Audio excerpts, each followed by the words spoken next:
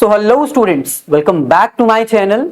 सो आज हम कंटिन्यू करेंगे 11th क्लास की अकाउंटेंसी में से बेसिक टर्मिनोलॉजीज को।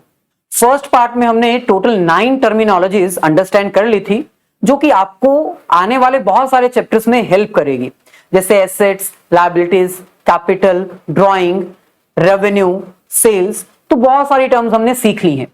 आज हम नेक्स्ट 9 टर्मिनोलॉजीज को कंटिन्यू करेंगे। सो चलिए सबसे पहले हम स्टार्ट करते हैं एक्सपेंसेस से।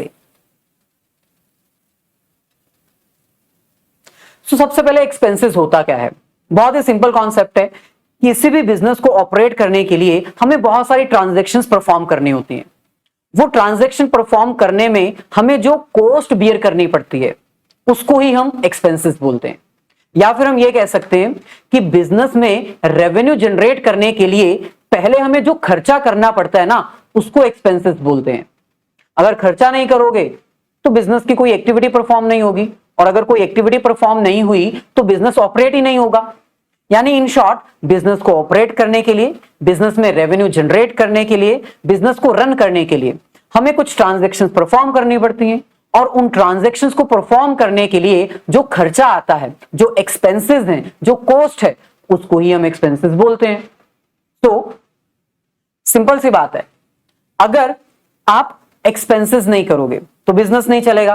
Like for example, no purchase means no sales. Business में सबसे ज्यादा सेल और परचेज की ट्रांजैक्शन ही होती है। अगर आप परचेज के ऊपर खर्चा नहीं करोगे, परचेज करने में कॉस्ट बियर नहीं करोगे, तो प्रोडक्ट सेल ही नहीं कर पाओगे। वो सारी एक्सपेंसेस, वो सारे खर्चे जो बिजनेस को ऑपरेट करने के लिए आप करते हो, उसको हम एक्सपेंसेस बोलते हैं। जैसे वेजेस पे करना, salary, advertisement expenses, selling, distribution expenses, rent pay करना। यहां पर देखिए क्या लिखा हुआ है, cost incurred to perform the business activities are known as expenses. Business की एक्टिविटीज परफॉर्म करने के लिए जो खर्चा हमें करना होता है उसको हम एक्सपेंसेस बोलते हैं। या फिर this is the amount which is incurred to earn the revenue. पैसा कमाने के लिए पहले कुछ खर्चा करना पड़ता है, तब जाके बिजनेस को रेवेन्यू जनरेट होता है। तो अगर आपको सामान बेच के पैसा कमाना है तो पहले सामान खरीदना भी तो पड़ेगा। परचेज करने पे ऊपर जो खर्चा आएगा उसको हम एक्सपेंसेस बोलेंगे। आगे ये एक्सपेंसेस 2 पार्ट्स में डिवाइड किए जा सकते हैं। फर्स्ट हमारे पास है प्रीपेड एक्सपेंसेस, और सेकंड हमारे पास है आउटस्टैंडिंग एक्सपेंसेस। प्रीपेड एक्सपेंसेस का मतलब होता है कि आपने खर्चा एडवांस में पे कर दिया, पेड इन एडवांस।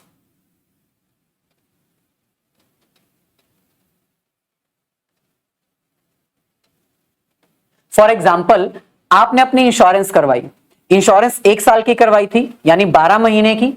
मान लीजिए आपने 1 अप्रैल 2023 से लेकर 1 अप्रैल 2024 तक की इंश्योरेंस करवानी थी, और पर मंथ इंश्योरेंस का प्राइस था 1000 रुपीज। तो 12 मंथ के अकॉर्डिंग आपने कितनी पेमेंट करनी थी? 12,000। लेकिन आपने 15,000 पे कर दी। इस सिचुएशन में आपने कितनी अमाउंट एक्स्ट्रा पे की है? दोनों का डिफरेंस 3,000। तो ये 3,000 जो आपने एडवांस पे कर दिया है, इसको हम बोलेंगे प्रीपेड एक्सपेंसेस। तो है तो ये भी एक्सपेंसेस, लेकिन प्रीपेड है। इस ईयर से बिलोंग नहीं करते, नेक्स्ट ईयर से बिलोंग करते हैं। अगर देखा जाए तो ये एक तरह से हमारी एसेट भी कहलाती हैं, क्योंकि एडवांस में दिया हुआ पैसा है, चाहे तो हम वापस मांग सकते हैं, और जिस सोर्स से हमें पैसा आता है उसको हम एसेट कहते हैं। तो इसको हम एक तरह से एसेट की तरह भी ट्रीट करते हैं। सेकेंड टाइप ऑफ एक्सपेंसेस हो सकते हैं आउटस्टैंडिंग एक्सपेंसेस। प्रीपेड एक्सपेंसेस के एग्जैक्ट ऑपोजिट। आउटस्टैंडिंग एक्सपेंसेस का मतलब आपने अभी तक पैसे दिए ही नहीं है। मान लो आपने इंश्योरेंस करवानी थी पूरे साल की, आपने पूरे साल के पैसे नहीं दिए, साल खत्म हो गया फिर भी पैसे नहीं दिए। तो जब आपने पैसे दिए नहीं, जो आपकी लायबिलिटी है, उसको हम कहते हैं आउटस्टैंडिंग एक्सपेंसेस। या फिर मान लो आपने अपनी शॉप, मतलब जिस शॉप पे आप बिजनेस करते हो, वो आपने रेंट पे ली हुई थी। अब आपको हर महीने रेंट देना होता है। मान लो आपने पहले महीने का रेंट दे दिया, सेकंड मंथ का रेंट भी दे दिया, third fourth fifth six month का रेंट नहीं दिया, 6 महीने बीत गए, तो जिन मंथ का आपने रेंट नहीं दिया उसको हम बोलेंगे आउटस्टैंडिंग एक्सपेंसेस। ऐसे ही आउटस्टैंडिंग सैलरी भी हो सकती है। मान लो आपने अपने इंप्लॉय को पिछले 2 महीने की सैलरी नहीं दी, तो उसको बोलेंगे outstanding expenses, the amount which is not yet paid.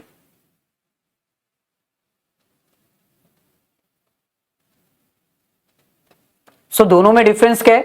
Prepaid expenses मतलब एडवांस में पैसा दे देना, और इसको हम एसेट की तरह ट्रीट करते हैं। आउटस्टैंडिंग एक्सपेंसेस मतलब समय बीत चुका है लेकिन पैसा नहीं दिया, इसको हम लायबिलिटी की तरह ट्रीट करते हैं, क्योंकि ये हमारी रिस्पॉन्सिबिलिटी है कि हमें पैसा देना चाहिए या फिर देना पड़ेगा। Next, expenditures. अब एक्सपेंसेस और एक्सपेंडिचर देखने में आपको लग सकता है कि सेम सेम है, लेकिन दोनों में बहुत बड़ा डिफरेंस है, वो हम करेंगे। लेकिन पहले एक्सपेंडिचर्स होते क्या हैं? एक्सपेंडिचर्स का मतलब होता है amount actually paid in cash, amount actually paid in cash for the payment of liability और फॉर परचेजिंग द एसेट। मतलब वो खर्चा जिसमें आपने एक्चुअल में कैश दे दी है। क्यों दी है कैश? क्योंकि या तो आपको कोई एसेट परचेज करनी थी, यानी मशीन लेके आनी थी, या फिर कोई प्लांट फर्नीचर लेके आना था, इसलिए पैसा दिया आपने, या फिर पैसा आपने इसलिए दिया क्योंकि आपने पहले कभी किसी से उधार लिया हुआ था, अब वो पैसा वापस करना पड़ेगा। सो एक्सपेंडिचर का मतलब है जब आप एक्चुअल में कैश पेमेंट कर देते हो। किस रीजन से? First reason for the purchase of asset and second reason for the payment of liability. So यहां पर आप देख सकते हो द अमाउंट इंकर्ड और the amount paid on the purchase of assets और amount paid for decreasing the liability, for paying the liability is known as expenditure. अब अगर हम देखें एक्सपेंडिचर्स आगे दो तरह के हैं, रेवेन्यू एक्सपेंडिचर और capital expenditure. Revenue expenditure basically वो एक्सपेंडिचर्स होते हैं जो डेली बेसिस पे आप इंकर्ड करते हो, जिनकी पेमेंट रेकरिंग नेचर की होती है। Recurring in nature, recurring in nature मतलब महीने में 2-3 बार तो आपको पेमेंट करनी ही पड़ती है, या फिर साल में 2, 4, 10, 15 बार पेमेंट करनी पड़ती है। सो ऐसी पेमेंट जो रेगुलर नेचर की है यानी रेकरिंग नेचर की है, उसको हम रेवेन्यू एक्सपेंडिचर कहते हैं। जैसे कि फॉर एग्जांपल गुड्स परचेज करना, जिस प्रोडक्ट का आपका बिजनेस है उसको तो आप हर वक्त परचेज करोगे। मान लो आपका क्लॉक का बिजनेस है या शर्ट्स टी शर्ट्स का बिजनेस है, तो उसको तो आप डेली परचेज करोगे, हर 10 दिन में, हर हफ्ते में एक बार। तो ऐसा खर्चा जिसमें कैश पेमेंट कर रहे हो और वो रेकरिंग नेचर की है, रेगुलर नेचर की है, उसको हम रेवेन्यू एक्सपेंडिचर कहते हैं। और कैपिटल एक्सपेंडिचर ऐसे एक्सपेंसेस जो कभी कभार किए जाते हैं, हमेशा ऐसे खर्चे नहीं होते, जैसे मशीन परचेज करना या फिर लायबिलिटी की पेमेंट करना। सो कैपिटल एक्सपेंडिचर्स जो रेकरिंग नेचर के नहीं होते, यानी non recurring, non recurring in nature. Example आपके सामने दी हुई है। रेवेन्यू एक्सपेंडिचर में देखो क्या लिखा है, expenses related to the current period. ये वो खर्चे हैं जो करंट ईयर से ही बिलोंग करते हैं, इनको हम रेवेन्यू एक्सपेंडिचर कहते हैं। ये रेकरिंग नेचर के होते हैं, like for example purchase of goods worth ₹10,000। Daily आप गुड्स परचेज करोगे, सैलरी पे करोगे, रेंट पेमेंट करोगे, इंटरेस्ट पे करोगे। सो ये रेकरिंग नेचर के हैं। दूसरी तरफ capital expenditure, expenses related to current year as well as future year. ये वो खर्चा है जो किया तो आज गया है, लेकिन इसका बेनिफिट आने वाले कई सालों तक हमें मिलता रहेगा। जैसे मशीन परचेज की है, तो मशीन परचेज करके हम मैन्युफैक्चरिंग करेंगे, 1 साल के बाद मशीन डिस्कार्ड तो नहीं कर देंगे, 4-5 साल जितने साल चलेगी तब तक चलाएंगे। तो खर्चा आज किया, ज्यादा बड़ी अमाउंट में खर्चा किया, जिसका बेनिफिट हमें धीरे धीरे मिलता रहेगा। एक और डिफरेंस आप ये भी लिख सकते हो कि revenue expenditures normally small amount के होते हैं, कैपिटल एक्सपेंडिचर वाइडर अमाउंट के होते हैं, थोड़ी बड़ी अमाउंट के होते हैं, क्योंकि उसमें हमें थोड़े ज्यादा खर्चे करने पड़ते हैं, और ये कभी कभी करने पड़ते हैं, हमेशा नहीं। For example purchase of machine worth ₹50,000। अब अगर हम बात करें एक्सपेंसेस और एक्सपेंडिचर के बीच में डिफरेंस क्या है, basically expenses is a cost which is incurred and expenditure is a payment which is made। ये वो खर्चा है जो करना ही पड़ेगा रेवेन्यू जनरेट करने के लिए, बिजनेस को ऑपरेट करने के लिए। ये वो पेमेंट है जो कैश में की जाती है बिजनेस को कंटिन्यू करने के लिए। तो दोनों में डिफरेंस क्या है? डिफरेंस है it can be in cash और it can be non cash. मतलब हो सकता है जैसे आउटस्टैंडिंग एक्सपेंसेस मैंने दी थी ना एग्जांपल, पिछले 3 महीने का रेंट नहीं दिया, फिर भी वो खर्चा माना जाता है। सो एक्सपेंडिचर्स और एक्सपेंसेस में सबसे बड़ा डिफरेंस यही है, expenditures are only cash basis, payment in cash only. So expenditure में हम सिर्फ कैश में पेमेंट की जो जाती है ना उसको रिकॉर्ड करते हैं, जबकि एक्सपेंसेस में चाहे कैश में पेमेंट की हो, चाहे पेमेंट ना की हो, चाहे एडवांस में पेमेंट कर दी हो प्रीपेड, सभी एक्सपेंडिचर्स एक्सपेंसेस की कैटेगरी के अंडर इंक्लूड किए जाते हैं। आगे अगर हम फर्दर देखें तो ये जो एक्सपेंडिचर है ना वो 2 तरह के होते हैं, डायरेक्ट नेचर के एक्सपेंडिचर्स और इनडायरेक्ट नेचर के एक्सपेंडिचर्स। डायरेक्ट नेचर के एक्सपेंडिचर्स वो एक्सपेंडिचर्स होते हैं जो डायरेक्टली प्रोडक्ट की बाइंग और सेलिंग से रिलेटेड है। जैसे प्रोडक्ट को परचेज करना, प्रोडक्ट को परचेज करने के बाद अपने गोडाउन में लेके आना, उसके लिए किराया भाड़ा देना, ये सब डायरेक्ट नेचर के एक्सपेंडिचर्स हैं। और इनडायरेक्ट नेचर के एक्सपेंसेस कौन से होते हैं? वो एक्सपेंसेस जो परचेज से डायरेक्टली रिलेटेड नहीं है लेकिन बिजनेस के खर्चे हैं, जैसे सेलिंग, डिस्ट्रीब्यूशन, है ना, एडवर्टाइजमेंट, ये सब इसके एग्जांपल्स हैं। दूसरी तरफ जो एक्सपेंडिचर्स होते हैं वो 3 कैटेगरी में डिवाइड होते हैं। पहले ऑपरेटिंग एक्सपेंडिचर्स, दूसरे इन्वेस्टिंग एक्सपेंडिचर्स और लास्ट होते हैं फाइनेंसिंग एक्सपेंडिचर्स।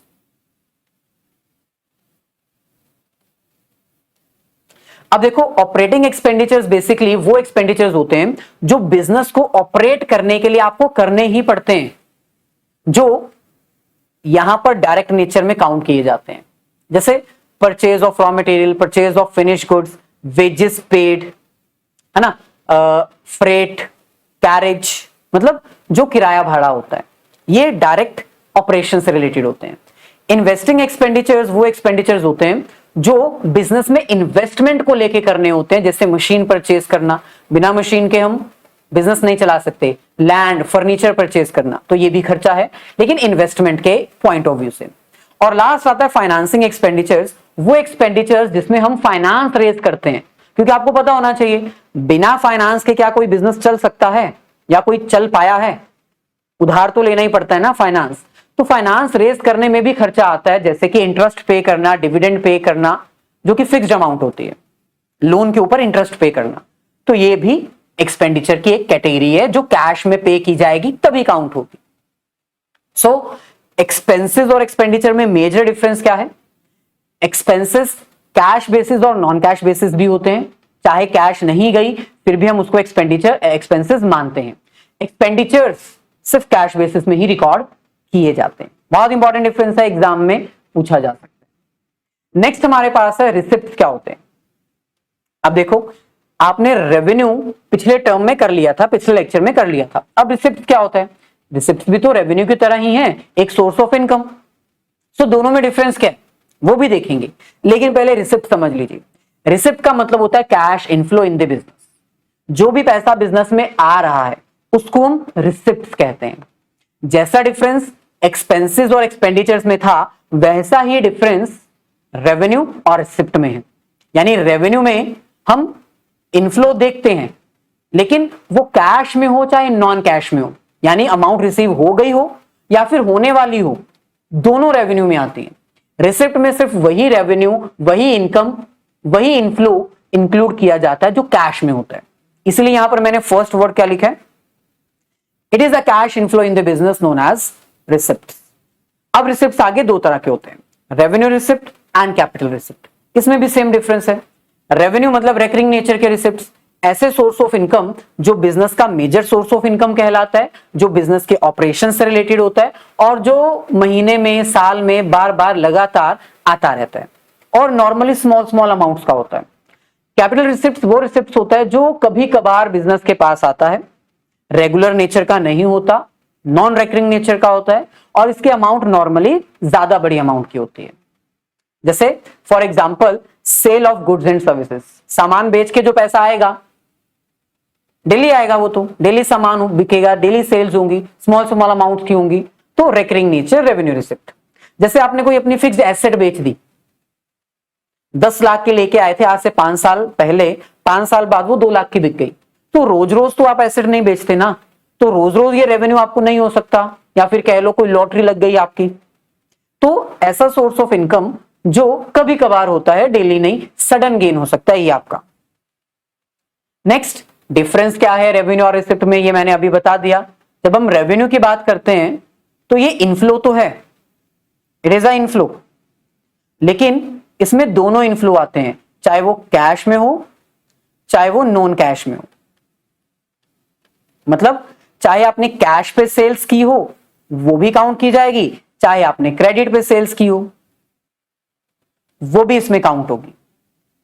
लेकिन अगर हम रिसिप्ट्स की बात करें तो ये भी इनफ्लो ही है, लेकिन मेजर डिफरेंस क्या है, ये जो इनफ्लो है इसमें सिर्फ कैश रिसिप्ट्स को ही इंक्लूड किया जाता है। अब जो हमारी रिसिप्ट्स हैं वो 3 तरह की होंगी जो मैंने अभी बताई थी, ऑपरेटिंग, फाइनेंसिंग और इन्वेस्टिंग। रेवेन्यू जो है वो 2 तरह के होंगे, डायरेक्ट और इनडायरेक्ट। चलिए आगे बढ़ते हैं। अब हम बात करते हैं प्रॉफिट की। अब बिजनेस किया क्यों जाता है? प्रॉफिट के लिए। हालांकि हर कोई ट्राई तो प्रॉफिट ही करता है, लेकिन लॉसेस भी हो सकते हैं। तो प्रॉफिट क्या है? प्रॉफिट एक ऐसी सिचुएशन है जिसमें एक्सपेंसेस कम हो और रेवेन्यू ज्यादा हो। It is a situation in which revenue is more, expenses are less. It is a situation in which revenue is in excess of expenses. यानी ऐसी सिचुएशन जिसमें इनकम फ्लो, रेवेन्यू सोर्स ज्यादा हो, खर्चा कम हो, उसको प्रॉफिट कहते हैं। तो यहां पर देखो क्या लिखा है, profit is the difference between revenue and expenses. It is an excess of revenue over the expenditures related to a particular period। मतलब भाई एक पर्टिकुलर पीरियड के बीच में कैलकुलेशन की जाती है जो कि 12 महीने का होता है, और उस 12 महीने के पीरियड में देखा जाता है कि रेवेन्यू ज्यादा है कि एक्सपेंसेस। अगर एक्सपेंसेस ज्यादा होंगे तो बिजनेस को लॉस हुआ होगा, और अगर रेवेन्यू ज्यादा है तो बिजनेस को प्रॉफिट हुआ होगा। अब ये प्रॉफिट फर्दर ना 2 पार्ट में डिवाइडेड है। अगर आपने हमारा फर्स्ट जो चैप्टर है वो अच्छे से किया है तो आपको पता होगा, हम जब फाइनेंशियल स्टेटमेंट्स बनाते हैं, समरी बनाते हैं, तो वो फाइनेंशियल स्टेटमेंट 2 पार्ट में डिवाइड होती है। एक होती है जिसमें हम इनकम यानी इनकम स्टेटमेंट पता लगाते हैं, दूसरी जिसमें हम पोजीशन स्टेटमेंट पता लगाते हैं। इनकम स्टेटमेंट के फर्दर 2 पार्ट्स होते हैं। इनकम स्टेटमेंट के फर्दर 2 पार्ट्स होते हैं। एक होता है इसमें ट्रेडिंग अकाउंट, और दूसरा इनकम स्टेटमेंट में क्या होता है, प्रॉफिट एंड लॉस अकाउंट। और प्रॉफिट एंड लॉस अकाउंट तो आपको सुन के ही पता चल गया होगा कि प्रॉफिट और लॉस हुआ है या नहीं हुआ है, वो कहां से पता चलेगा, प्रॉफिट एंड लॉस अकाउंट में। तो प्रॉफिट एंड लॉस अकाउंट एक ऐसा अकाउंट है जिसके थ्रू हमें यह पता चलता है कि ओवरऑल बिजनेस को at the end net profit हुआ है या नेट लॉस। तो यहां पर मैंने लिखा है ना नेट प्रॉफिट। तो नेट प्रॉफिट हमें कहां से पता चलता है, प्रॉफिट एंड लॉस अकाउंट से। नेट प्रॉफिट क्या होता है, ओवरऑल फाइनल प्रॉफिट, सब एक्सपेंसेस माइनस करके, सब इनकम सोर्सेस ऐड करके जो फाइनल पोजीशन है ना इनकम की, उसको पता लगाना हो तो प्रॉफिट एंड लॉस अकाउंट, तो उससे हमें नेट प्रॉफिट मिलता है। लेकिन अगर हमें सिर्फ इतना पता लगाना हो कि ट्रेडिंग में हमें क्या हुआ है, प्रॉफिट या लॉस, ट्रेडिंग मतलब प्रोडक्ट को बाय और सेल करने में हमें क्या हुआ है, और कुछ लेना देना नहीं है, बाकी खर्चों को हटा दो, सिर्फ कौन से एक्सपेंसेस देखो जो परचेज से रिलेटेड थे और जो सेल से रिलेटेड थे। जैसे मान लो फॉर एग्जांपल आपने प्रोडक्ट परचेज किया 10,000 का, जिसके ऊपर 2,000 रुपए आपका किराया लग गया उसको लेके आने में, तो टोटल खर्चा कितना हुआ, 12,000। ये प्रोडक्ट मार्केट में 20,000 का बिक गया, तो प्रॉफिट कितना हुआ, 8,000।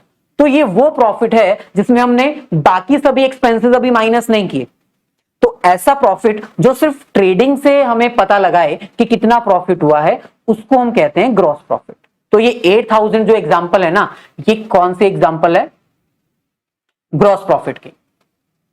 सो नेट प्रॉफिट जिसमें ओवरऑल बिजनेस के प्रॉफिट और लॉस के बारे में पता चलता है, और ग्रॉस प्रॉफिट जिसमें हमें सिर्फ ट्रेडिंग से हुए प्रॉफिट और लॉस के बारे में पता चलता है, यानी बाइंग और सेल करने में क्या हुआ, प्रॉफिट या लॉस।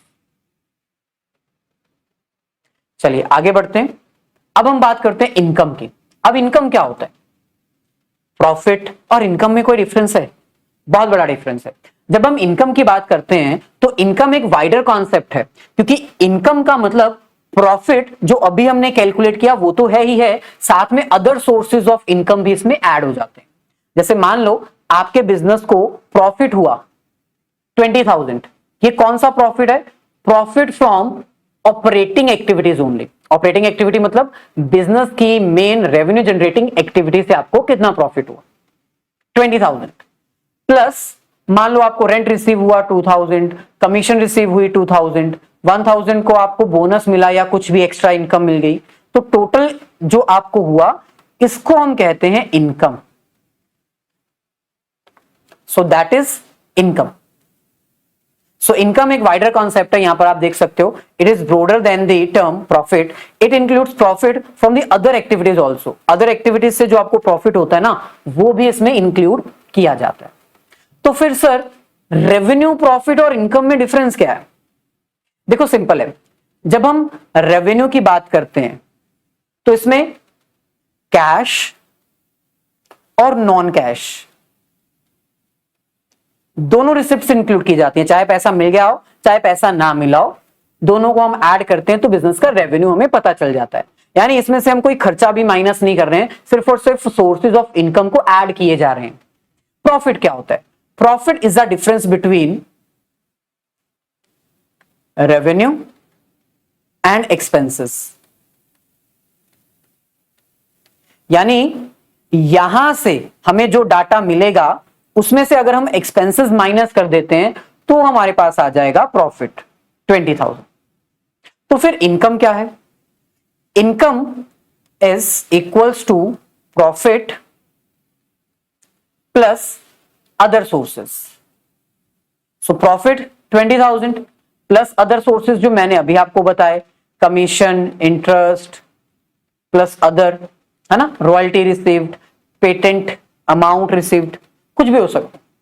तो इन शॉर्ट प्रॉफिट डिपेंड करता है रेवेन्यू के ऊपर। प्रॉफिट हम तभी कैलकुलेट कर पाएंगे अगर रेवेन्यू आएगा, और इनकम डिपेंड्स अपॉन प्रॉफिट। सो ये एक दूसरे के ऊपर डिपेंड करते हैं। इनकम जो है वो प्रॉफिट के ऊपर डिपेंड करता है, क्योंकि प्रॉफिट अगर आएगा तब हम उसमें other sources of income add करेंगे तो हमें इनकम पता चलेगी। तो रेवेन्यू, प्रॉफिट और इनकम में ये एक छोटा छोटा डिफरेंस है जो आपको पता होना चाहिए। नेक्स्ट हमारे पास है गेन। अब ये गेन क्या होता है? देखो प्रॉफिट जब हम बात करते हैं ना, तो प्रॉफिट यानी कि difference between revenue and expense, लेकिन ये वो प्रॉफिट है जो बिजनेस के मेन ऑपरेटिंग एक्टिविटी से जुड़ा हुआ है। क्या बिजनेस को कहीं और चीज से प्रॉफिट नहीं हो सकता? जैसे एसेट मान लो 10 लाख की लेके आए, 12 लाख की बिक गई, 2 लाख का प्रॉफिट हो गया, लेकिन इसको हम प्रॉफिट नहीं बोलेंगे, हम इसको गेन बोलेंगे। तो sudden income, sudden source of income जिसके बारे में सोचा ही नहीं था, ऐसे इनकम जो हमारे बिजनेस से रिलेटेड है ही नहीं। अब हमारा बिजनेस एसेट को बेचना थोड़ी था, हम तो अपना बिजनेस कर रहे थे, शर्ट्स और टी शर्ट्स बेच रहे थे, लेकिन मार्केट में एक नई टेक्नोलॉजी आ गई, उस नई टेक्नोलॉजी को परचेज करने के लिए हमने पुरानी टेक्नोलॉजी वाली मशीन बेच दी ताकि हमारे पास पैसा आए और हमें उसमें थोड़ा और पैसा ऐड करके नई मशीन ले लें। लेकिन हमें फायदा हो गया, वो मशीन मार्केट में 10 की बजाय 12 लाख की बिक गई, तो 2 लाख का ये जो प्रॉफिट हुआ इसको हम प्रॉफिट नहीं, इसको हम गेन कहते हैं। तो ऐसे एक्टिविटी से इनकम सोर्स जनरेट होना जो बिजनेस की मेन रेवेन्यू जनरेटिंग एक्टिविटी नहीं है, जैसे एसेट बेच के, लॉटरी, उसको हम गेन कहते हैं। तो यहां पर देखो, profit that arises from other than main operating activities and irregular in nature. जो इररेगुलर है, कभी कभी हो जाती है, और जो बिजनेस के मेन ऑपरेशन से जुड़ी हुई नहीं है, उसको गेन कहते हैं। Profit that is not related to the business. Profit that arises from the event which are incidental to the business. incidental to the business, which are not related to the business, इसको हम gain कहते हैं। जैसे asset को बेच के पैसा कमाना, या फिर कोई कोर्ट केस जीत जाना, कोई डैमेज का क्लेम था, वो क्लेम मतलब कस्टमर ने हम पे किया था, वो हमें क्लेम देने की जरूरत ही नहीं पड़ी, तो हम केस जीत गए। नेक्स्ट है इसके ऑपोजिट, लॉस। प्रॉफिट सिचुएशन वो सिचुएशन है जिसमें रेवेन्यू ज्यादा है और एक्सपेंसेस कम है। ये क्या है, एक्सपेंसेस ज्यादा है और रेवेन्यू कम है, तो उसको हम लॉस करेंगे। So it is excess of expenses over revenue. Next हमारे पास आता है डेटर। डेटर और क्रेडिटर ये ऐसा वर्ड है जो आप बार बार सुनोगे, तो अच्छे से समझ लो। अभी डेटर वो पर्सन है जिसको हमने उधार पे सामान बेचा है और आने वाले कुछ महीनों में या कुछ दिनों में वो हमें पैसा देगा, तो जिससे हमने पैसे लेने हैं उसको हम डेटर बोलते हैं, लेनदार। ठीक है, अगर हिंदी के यही वर्ड्स हैं जहां तक याद है, लेनदार इसको कहते हैं डेटर। डेटर मतलब वो पर्सन जिससे हमने पैसे लेने हैं। क्यों पैसे लेने हैं भाई, ये नहीं कि जिससे भी पैसे लेने हैं उसको आप डेटर बोल दोगे। उस पर्सन को सिर्फ डेटर बोला जाता है जिसको हमने उधार पे अपनी गुड्स, अपने प्रोडक्ट्स सेल किए हैं, उसको डेटर बोलते हैं। अब क्योंकि हमने इनसे पैसे लेने हैं, यानी ये एक तरह की एसेट्स भी हैं। लेकिन कौन सी एसेट्स हैं, करंट और नॉन करंट? बेसिकली ये करंट एसेट्स हैं, क्योंकि with in a period of 1 year, 12 महीनों के अंदर अंदर ये हमें पैसा दे देंगे। अच्छा, अगर डेटर हमें एक रिटर्न डॉक्यूमेंट दे दें, वो कहें जैसे मैंने कहा आपको कि आप मेरे से सामान तो लेकर जा रहे हो, पैसा दोगे या नहीं दोगे मेरे को आपके ऊपर विश्वास नहीं है, तो आप ऐसा करो, एक रिटर्न डॉक्यूमेंट साइन कर जाओ। उस डॉक्यूमेंट पे लिखा होगा कि आपने मेरे से इतने टाइम पे, इतनी डेट पे, इतने इतने का सामान लिया है और आप मेरे को प्रॉमिस कर रहे हो, या फिर मैं आपसे प्रॉमिस ले रहा हूं कि आप इतनी देर के बाद मेरे को पैसा दे दोगे। अगर ये डॉक्यूमेंट मैं आपसे साइन करवा लेता हूं, तो फिर उस पर्सन को डेटर ही बोलेंगे? नहीं, फिर हम उसको बोलेंगे बिल रिसीवेबल। बिल रिसीवेबल तो है तो सिचुएशन वही, मैंने पहले भी आपसे पैसे लेने थे, अब भी पैसे लेने हैं, लेकिन हाँ, पहले मैंने आपसे कोई प्रूफ नहीं मांगा था, कोई रिटर्न डॉक्यूमेंट साइन करने को नहीं कहा था, इसलिए मैं आपको डेटर कह रहा था। लेकिन अब मैंने आपसे साइन करवा लिए हैं, इसलिए मैं आपको क्या बोलूंगा, बिल रिसीवेबल, यानी वो पर्सन जिससे मैंने पैसे लेने हैं, रिसीव करने हैं। इन दोनों को क्या बोलते हैं, इन दोनों को हम बोलते हैं ट्रेड रिसीवेबल। सो ओवरऑल अगर देखा जाए,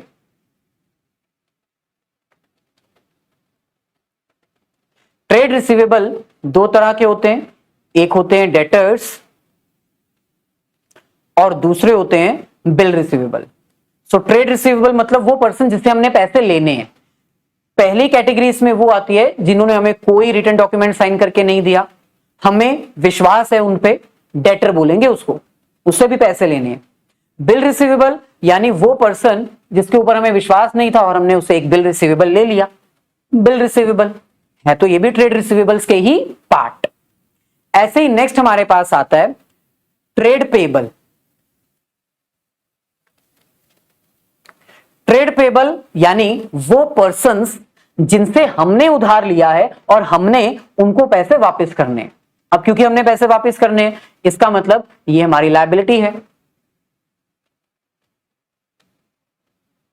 लेकिन कौन सी लायबिलिटी है, करंट या non current? Current liability. Normally ये करंट लायबिलिटीज में आती है क्योंकि इनकी पेमेंट हमें विद इन 12 मंथ करनी होती है।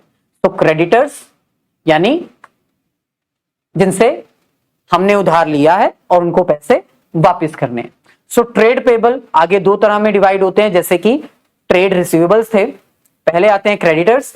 क्रेडिटर्स मतलब वो पर्सन्स जिससे हमने उधार सामान लिया है, प्रोडक्ट्स लिए हैं, रॉ मटेरियल लिया है। अगर यही क्रेडिटर्स हमसे बिल साइन करवा लें, मतलब मैं सप्लायर के पास गया और मैंने उधार सामान ले लिया, लेकिन सप्लायर कहता भाई मेरे को विश्वास नहीं है, एक रिटर्न डॉक्यूमेंट साइन करके जाओ, तो वो क्या बन जाएंगे, बिल्स पेएबल। सो सेम जैसे आपको अभी करवाया था ट्रेड रिसीवेबल, वैसे ही ट्रेड पेएबल है। आगे दो हिस्सों में डिवाइडेड है, क्रेडिटर्स जिनको हमने पैसा देना है लेकिन हमने कोई साइन करके नहीं दिया। बिल्स पेबल, यहां पर भी हमने ही पैसा देना है लेकिन यहां पर हमने प्रॉपर साइन करके दे दिया है, एक प्रूफ। सो ये था हमारा आज का कॉन्सेप्ट। आई होप लेक्चर अच्छा लगा होगा। अगर अच्छा लगा है तो लाइक और अपने सभी फ्रेंड्स के साथ इसको शेयर जरूर कर दीजिए।